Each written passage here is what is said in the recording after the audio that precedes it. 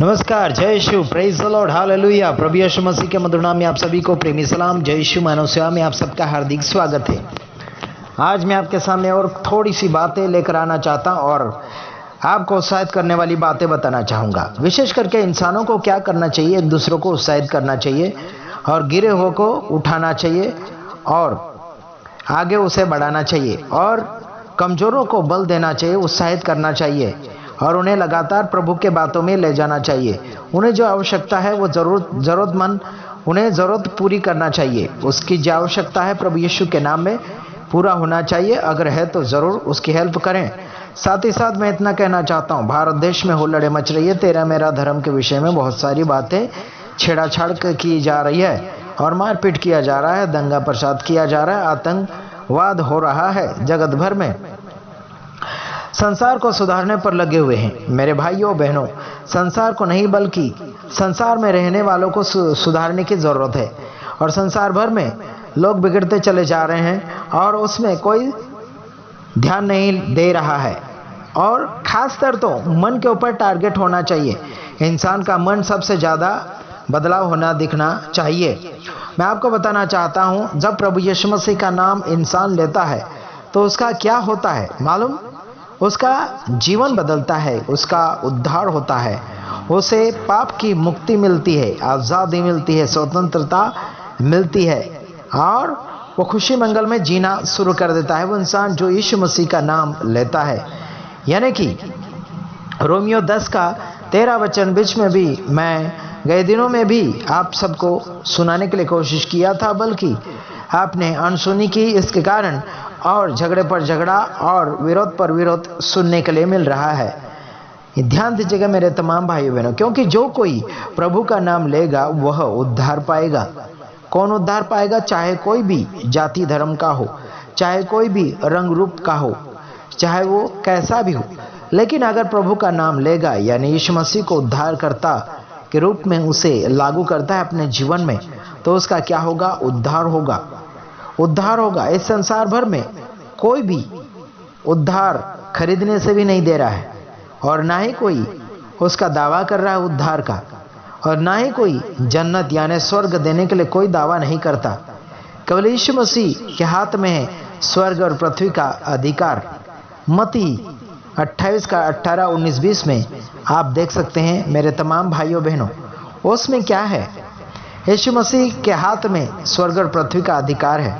तो क्या हम उसके अलावा किसी और को मान सकते हैं? बिल्कुल नहीं, क्योंकि जो अधिकारी है उसके अधीन में रहकर उसके कामों को और उसकी बातों को मानते हुए आगे की ओर बढ़ना चाहिए। संसार भर में अधिकारी बदलते हैं, घटते हैं, छानबीन किया जाता है उनका, लेकिन स्वर्ग का परमेश्वर यानी स्वर्ग का अधिकारी कभी नहीं बदलता। वह आदि से है और अंत भी वही है। मेरे भाइयों बहनों, उसका कोई बनाने वाला गुरु नहीं है और ना ही कोई उसका मालिक है। तो हम उसको छोड़कर दूसरे के पीछे क्यों दौड़े? हालांकि लोगों का कहना है कि भारत देश राम का है। मेरे भाइयों और बहनों, किसी भगवानों का देश नहीं होता है। समझ में आ रहा है? संसार में कोई उसका देश नहीं होता है। भगवान तो यानी कि ईश्वर तो आता है फिर चला जाता है जहाँ से आता है। मेरे भाई और बहन, यीशु मसीह स्वर्ग से आया था और स्वर्ग वापस लौट गया, बल्कि उसके काम को पूरा करने के लिए उसने क्या रखा? उसकी आत्मा यानी पवित्र आत्मा इंसानों के जीवन में रखा है, ताकि वह आत्मा में होकर परमेश्वर संसार में उसका राज्य को स्थापित करें। साथ ही साथ मैं आपको अगला वचन और बताना चाहूँगा।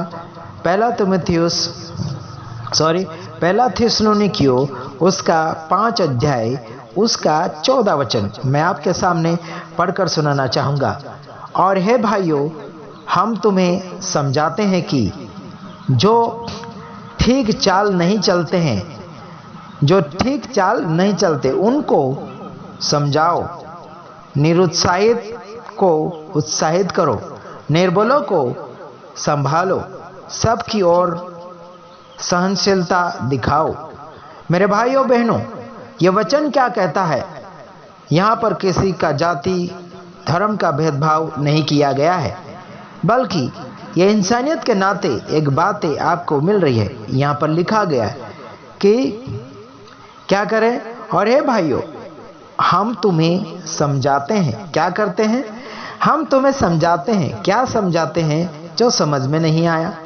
तो आगे सुन लीजिए कि जो ठीक चाल नहीं चलते उनको समझाओ, मतलब ठीक चाल चलना चाहिए। इसलिए नहीं ठीक चाल चलते हैं उनको समझाने की जरूरत पड़ती है।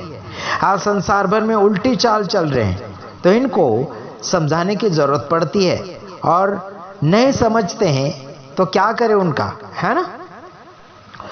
तो ज्योति शर्मा को समझाओ, धर्म के पंडितों को समझाओ, ऐसों को समझाने की जरूरत है कि भाई सच और झूठ क्या है। अगली बात, निरुत्साहित को उत्साहित करो, यानी कि जो उत्साहित नहीं है, इंसान को किसी के ऊपर मन नहीं लगता हो या फिर उत्साहित नहीं है, खुश नहीं है, ऐसे को खुश करो, उत्साहित करो, इन्हें जागरूक करो, इन्हें सच्चाई में लाओ, हकीकत क्या है बताने के लिए कोशिश करें। और आगे लिखा है निर्बलों को संभालो, मतलब जो कमजोर है उसे क्या करें? संभालना चाहिए, बल्कि आज संभालने के बजाय उसे गिराया जा रहा है। निर्बलों को, जो बलवान है उसे संभालो, निर्बल को उसे शक्ति दो, उसे शांति दो, उसे मदद किया जाए और उसकी निर्बलता दूर करने के लिए कोशिश करें, उसकी कमजोरियां दूर करने के लिए कोशिश करें। सबकी ओर सहनशीलता दिखाओ। यहां पर वचन कहा गया कि सबकी ओर सहनशीलता दिखाओ। हमने भी कई बार सहनशीलता बताने के लिए कोशिश किया, बल्कि ललकारा जरूर। मेरे भाइयों और बहनों, हमने कभी किसी को तोड़फोड़ नहीं किया, बल्कि हमारे कुछ मसीह भाइयों बहनों को हैरान किया गया, उनके चर्च के ऊपर हमला किया गया, उनके शरीर के ऊपर हमला किया गया, माँ बेटी बहनों के ऊपर हमला किया गया, उनको मारा और जेल की सलाखें दिखाई, पुलिस की चौकियां दिखाई, पुलिस के डंडे दिखाए। बल्कि मैं इतना कहना चाहता हूँ, आजकल पुलिस लोगों को भी समझाने की ज़रूरत है और सरकार को भी समझाने की ज़रूरत है, और जो धर्म के ठेकेदार हैं इनको भी समझाने की ज़रूरत आजकल पड़ गई है। बल्कि संसार भर में गुमराह करने वाले बहुत से हैं, लेकिन गुमराह से बाहर निकालने वाले बहुत कम हैं। और संसार भर में झूठ बोलने वाले बहुत से मिलेंगे, लेकिन सच्चाई बोलने वाले बहुत कम मिलेंगे। जो सच बोलेगा उसको फंसाया जाएगा, उसके ऊपर काफ़ी आरोप लगाए जाएंगे, क्योंकि यीशु मसीह ने उनके अनुसार चलने वालों को, उनकी अगुवाई में चलने वालों को ईमानदारी सिखाई। जो कोई ईमानदारी में चलता है उसके ऊपर आरोप लगेंगे। हाँ जी, धर्म परिवर्तन का आरोप लगाया जा रहा है मसीह लोगों के ऊपर, बाकी कोई आरोप इतना खास नहीं है, बल्कि धर्म परिवर्तन का आरोप। अरे जिस किसी के धर्म में अगर ताकत है ना, उसमें इधर उधर कन्वर्ट करने की जरूरत भी नहीं पड़ती है। समझ आ रहे मेरे भाइयों बहनों। और यीशु मसीह का कोई धर्म नहीं है, और यीशु मसीह का धर्म नहीं होने के बावजूद भी लोग हजारों में लाखों में चले आ रहे हैं, दौड़े चले आ रहे हैं। रोकने वाली ताकत आज तक पैदा नहीं हुई और कभी होगी भी नहीं। मैं इतना कहना चाहता हूँ, फालतू अपना समय विरोध में मत गमाओ, फालतू अपना समय मसीह लोगों के पीछे हंगामा करने के लिए फोकट का खर्च मत करो। मसीह लोग रुकने वाले नहीं हैं और ना ही किसी से रुक सकते। उनको कोई लालच नहीं दिया जाता है और ना ही कहीं से उनको रुपये का ढेर लगाया जाता है। वो खुद अपने से कमाते हैं और अपने से सेवकाई क्षेत्र में अगर देना है तो देते हैं। मेरे भाइयों बहनों, कौन किसी को लालच दे रहा है तो रंगे हाथ पकड़ कर दिखाओ। और विरोध करने वाले इतने जोश और हिम्मत बताते तो अभी तक आशीष राजकुमार को विरोध करने वाला फोन करके क्यों नहीं बात किया कि आशीष तुझे कितना पैसा मिल गया क्रिश्चियन बनने के लिए या फिर ईसाई बनने के लिए, कितना पैसा मिला करके मुझे कॉल करो, मैं तुम्हें बताता हूं कितना मिला, है ना। अगर हमें पैसे मिलते विश्वासी बनने के लिए, यीशु मसीह का अनुयायी बनने के लिए, उसका फॉलोअर बनने के लिए ताज में बंगले में होता और 4 व्हीलर गाड़ी लेके घूमता और एसी में रहता। पागल लोग, तुम आरोप लगाने वाले बस अंधे हो, अंधे, दिखता कुछ नहीं है, बस इधर उधर लाठी मारोगे हवा में अंधे जैसे। समझना है तो समझ लो, वरना तुम्हारी खैर नहीं। अधिक जानकारी के लिए मुझे कॉल करो। बस, धन्यवाद।